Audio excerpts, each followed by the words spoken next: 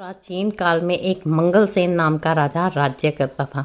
उसके राज्य में प्रजा तो सुखी थी, किंतु वह सुखी नहीं था, क्योंकि उसके घर में कोई भी संतान नहीं थी। जब भी वो ये सोचता कि मेरे राज्य का क्या होगा, तो वो विचलित हो उठता। इसके कारण राजा के मन की शांति भंग हो चुकी थी।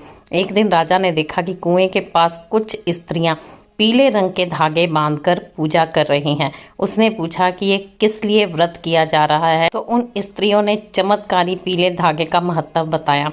राजा ने उनसे एक धागा लिया और घर जाके अपनी रानी को दे दिया। रानी ने अपने मन में विचार किया कि धन धान्य से भंडार भरपूर है, पता नहीं राजा को क्या चाहिए। उसने धागा उठाकर अस्तबल में फेंक दिया।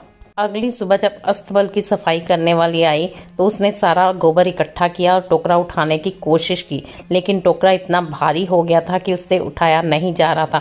उसने देखा कि उसमें एक धागा पड़ा है। उसने पीले रंग का धागा निकाला, उसको धोया और भगवान का नाम लेकर उसे अपने हाथ में बांध लिया, क्योंकि वो उस धागे का महत्व जानती थी, जिसके फलस्वरूप उसके पति को अच्छा काम मिल गया और उसकी गोद एक पुत्र के साथ सुशोभित हो गई।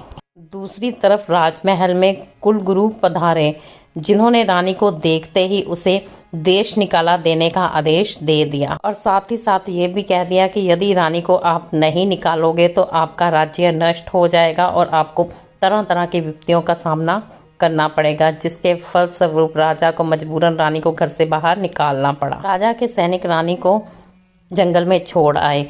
रानी ने देखा कि एक कुटिया है, वो कुटिया के अंदर जाकर उसकी कुंडी बंद कर देती है। जब साधु अपनी कुटिया में वापस आता है तो देखता है कि दरवाज़ा बंद है, तो पूछता है कि कौन है। तब रानी कहती है कि यदि आप मुझे धर्म की पुत्री बनाओगे तभी मैं यह दरवाज़ा खोलूंगी। साधु ने उसका आग्रह स्वीकार किया और उसको देखते ही साधु को यह पता चल गया कि यह श्राप द्वारा श्रापित है। साधु ने रानी को माँ लक्ष्मी की पूजा करने के लिए और आते साल माँ लक्ष्मी के 16 व्रत करने के लिए कहा। वर्ष बीत गया। जब 16 व्रत करने का समय आया तो साधु ने पीले धागे को रानी को अपने हाथ में बांधने के लिए कहा। रानी पीला धागा देखकर ही समझ गई कि ये सब कुछ जो मेरे साथ हुआ है इसी धागे के कारण हुआ है। रानी ने माँ लक्ष्मी से क्षमा मांगी और पीला धागा अपने हाथ में बांधकर व्रत किया, जिसके फलस्वरूप राजा जंगल में शिकार खेलने के लिए आया और उसके सैनिकों ने रानी को पहचान लिया। राजा रानी को अपने साथ ले जाना चाहता था, किंतु साधु ने कहा कि अब ये मेरी पुत्री है, अब तुम इसके साथ विवाह करोगे तभी मैं इसकी विदाई करूँगा।